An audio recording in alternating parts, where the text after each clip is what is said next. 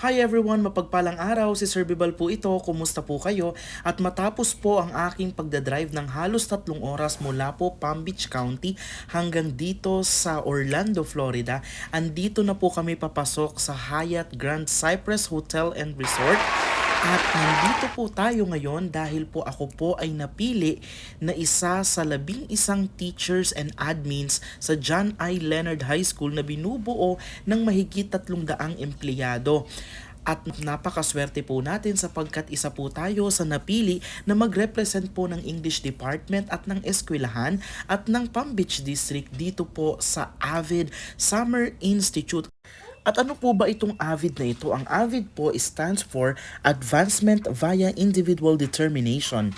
Ito po ay non-profit organization na nagpo-provide ng professional learning for educators to close opportunity gaps and improve college and career readiness for middle and high school, especially those traditionally underrepresented in higher education dito po sa United States of America. At ayon po sa aking mga nakapanayam, ang Avid Summer Institute po ang isa sa pinakamalaking trainings na ipinagkakaloob po sa mga guro at admins dito po sa United States of America. At alam niyo po ba kung magkano po ang budget sa bawat participant ng training na ito? Tumataginting pong $2,000 o mahigit ₱100,000 sa bawat isang attendee po nito. Kaya ganoon na lang po tayo ka-thankful at ka-grateful po sa opportunity ipinagkaloob po sa atin. Maraming salamat po John I. Leonard High School sa inyo pong tiwala sa akin pong potensyal na maging isang certified AVID educator. At alam niyo po bang halos 4 na araw po kaming mananatili dito sa Hyatt Grand Cypress Hotel po na ito. At tinatayang mahigit $200 per night po ang halaga ng accommodation dito sa training na ito. At ang pinakamahalaga at pinakamasayang bahagi ng training na ito is that pwede pong isama ang pamilya. Kaya habang nagtitraining po ang mga participants, ang mga pamilya po nila ay maaari pong mag-enjoy sa hotel, ganun din po sa mga amenities ng Grand Cypress Hotel na ito.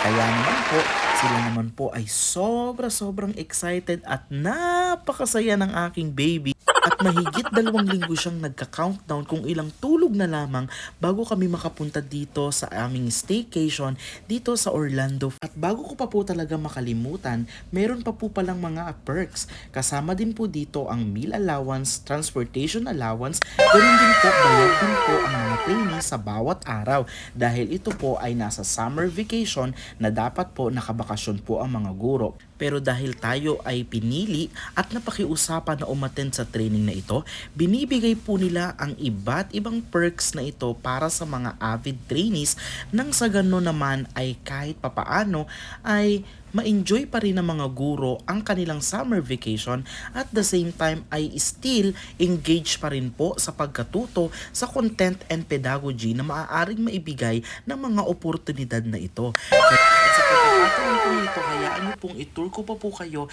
sa views ng aming hotel na tinutuluyan. Ito po ay kuha mula po sa elevator, pababa po ako ng lobby. At talaga pong napaka-presko, napaka-refreshing po at revitalizing po talaga ng lugar na ito dahil napakadami po talagang halaman at puno sa loob at labas ng mga gusali. Ganun din po, kami po ay nasa gitna po ng maraming atraksyon dito sa Orlando, Florida. Andito po kami malapit sa Universal Studio. Ganun din po ang Disney World, SeaWorld at marami pa pong iba na pwede pa po naming mapuntahan kapag tapos na po ang mga trainings. Hayaan niyo pong silipin po natin ang magiging venue ng atin pong Summer Institute.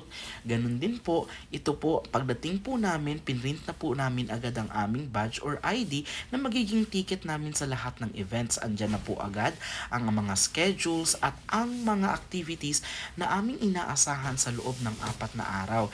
Sa katunayan, 3 hotels po ang nag-a-accommodate ng Summer Institute na ito.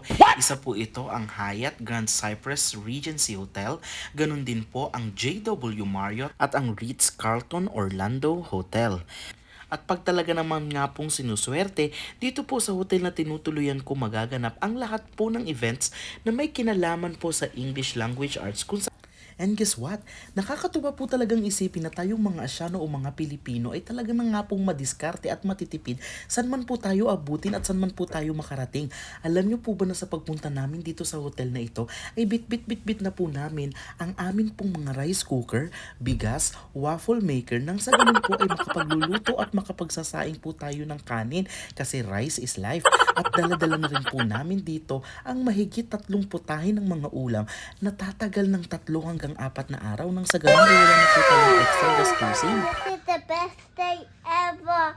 I'm in a hotel and the bed is so comfy. And the blanket too and the pillows and later I'm gonna go to the swimming pool. That's for the day. See you tomorrow.